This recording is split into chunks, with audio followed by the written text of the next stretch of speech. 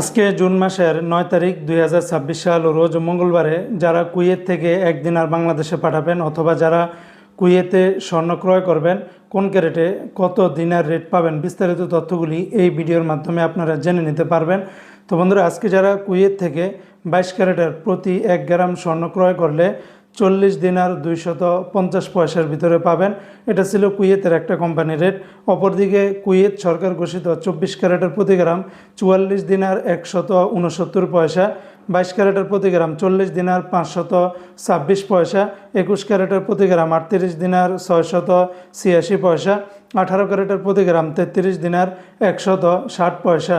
এই রেটগুলোর সাথে VAT tax making charge কোনো কিছুই যুক্ত করা হয়নি। তাছাড়া কুয়েতে আরও বিভিন্ন কোম্পানি রয়েছে, এক একটাতে রেটটা ভিন্ন ভিন্ন হতে পারে। আজকে যারা কুয়েত থেকে এক দিনার বাংলাদেশে পাঠালে আপনারা 400 টাকা 20 পয়সার ভিতরে পাবেন। তবে সকল এক্সচেঞ্জগুলোতে একরকম রেট পাবেন না।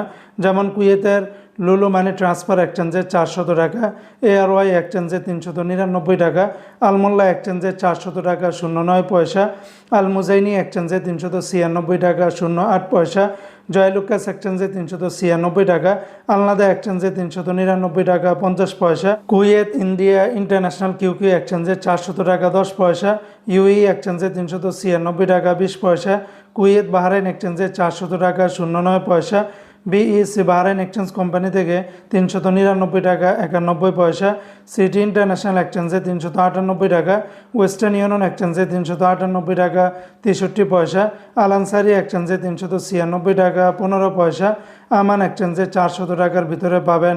তো বন্ধুরা, মনে রাখবেন রেটগুলি যে কোনো সময় পরিবর্তন হতে পারে।